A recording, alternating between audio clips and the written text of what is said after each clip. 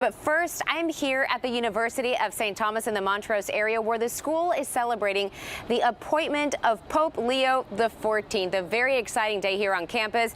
Pope Leo is the 267th Pope, and he's also the first U.S.-born Pope in the history of the Catholic Church. Let's learn a little bit more about the Pope. He was born in Chicago's South Side as Robert Francis Prevost. He has a Bachelor of Science degree from Villanova University. He was ordained a priest in 1982, and in 2014, Pope Francis appointed him to lead the Diocese of Chiclayo, which is in Peru, where he also spent years as a missionary. He speaks English and Spanish, Italian, French, and even Portuguese. Pope Francis brought Prevost to the Vatican in 2023, and he made him a cardinal. There, Prevost headed the office that vets bishop nominations from around the world, and now the 69-year-old will lead 1.4 billion Catholics as Pope Leo XIV. And now we all know him now as the new leader of the Catholic Church. But we all want to know, who is he to the people who've known him for decades? For more on that, let's go to KPRC2's Joy Addison. She's joining us now with an answer to that question. And Joy, you spoke to a Houston woman who has known the Pope for over 40 years and sat beside him with him as he was much younger in his younger days. Danny, that's right. Judy Connolly was born and raised here in Houston. She spent 32 years traveling the world as a Catholic nun or member of the School of Sisters of Notre Dame.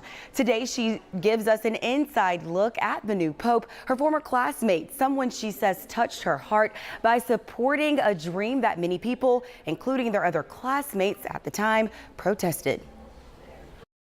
40 years ago, Houston native and former nun Judy Connolly knew her theology classmate Bob would do good work as a Catholic priest. But it's probably fair to say Cardinal Prevost, now Pope Leo XIV, exceeded her expectations. She had big dreams, too. Which is part of what brought me to Chicago, Illinois in the late 70s and early 80s, where I was a classmate with our new Pope in Chicago. We met in '78. The two attended the Catholic Theological Union. The prestigious school was formed of priests and brothers.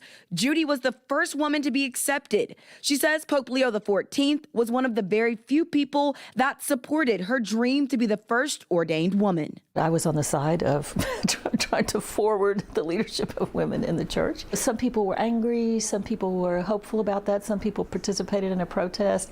And Bob was, again, just grounded. His focus was on what he had prepared himself for and the ways that he was going to be called upon to offer leadership to the church, to men and women alike. The men in her class were eventually the only to become ordained, but Judy says the support shown to her from the now new Pope is a nod to what she imagines the next few years of his leadership may look like for the Catholic Church. In fact, what I think the cardinals made an effort to do, I would say successfully, is find someone who could stand in a position where he can relate to everybody on the left and the right, as well as many, many different cultures.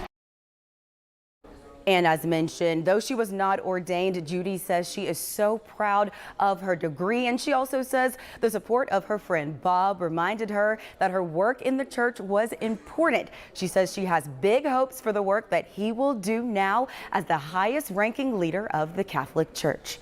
Live in the newsroom, Joy Addison, KPRC 2 News.